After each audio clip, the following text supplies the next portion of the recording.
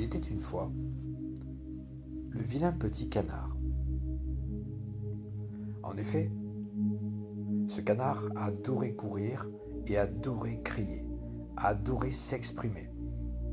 Mais ce qui ne convenait pas aux habitants d'un village où ce canard vivait.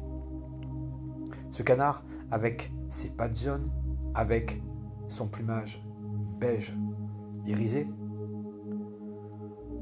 déambulait dans les rues le matin et voulait faire exactement comme les coqs feraient dès que le jour se lève. Mais certains habitants, au bout d'un moment, en ayant marre de l'entendre s'exprimer, crier, parce que dans les oreilles humaines, ce canard n'est pas forcément le son qui permet en douceur le matin d'ouvrir les yeux, et comme ça ne leur convenait pas, alors ils décidèrent de lui tendre un piège.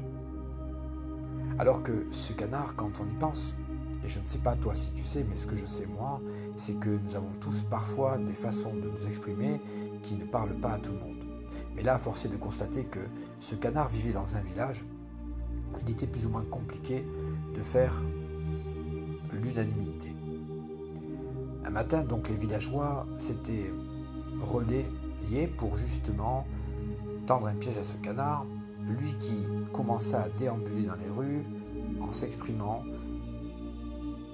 Il reçut une fléchette qui n'était pas faite pour le tuer, mais plutôt pour l'endormir.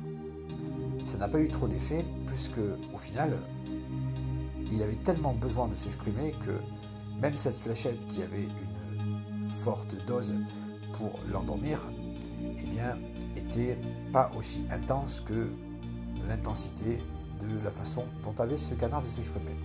C'est pour cela que il continua à courir, toujours à crier, à s'exprimer, et un autre villageois lui jette un filet dessus. Alors ce canard, malgré ce filet, les sons étaient encore perceptibles parce qu'il continuait encore de s'exprimer. Et pour le coup, d'autres villageois venant à la rescousse du premier, celui qui avait jeté le filet, pour le maintenir. Mais ce canard gigotait, ce canard se débattait comme il pouvait parce qu'il savait que, au fond de lui, instinctivement, puisqu'il n'avait pas conscience de ce qu'il faisait, eh bien c'était juste naturel, il ne comprenait pas. C'est pour cela que ces villageois ont décidé de le mettre dans un cachot sans lumière, un cachot où il n'y avait ni boire ni à manger. Quelques jours sont passés et ce canard était en train de mourir. Un jour, une petite fille qui, elle, le matin, était en adoration de ce canard qui s'exprimait, parce que ça lui rappelait elle-même ses cris d'enfant quand elle criait et qu'on lui demandait de se taire. Alors, elle décida de se faufiler dans l'endroit où le canard était enfermé, pendant que les villageois dormaient. Elle réussit à trouver une astuce, une stratégie, pour ouvrir ce canard, le prendre dans ses bras et l'emmener dans un lointain endroit où elle était sûre de préserver la santé et la vie de ce canard qui illuminait tous les jours sa vie, rien que par le fait qu'il s'exprime comme un canard.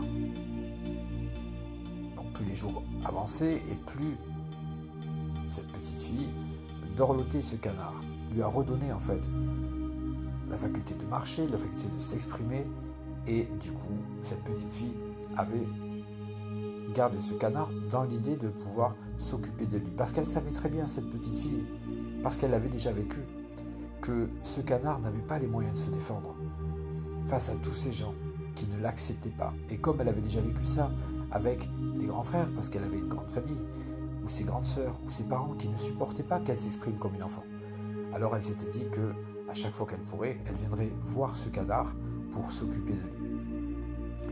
Et si je vous raconte tout ça, c'est pas un hasard.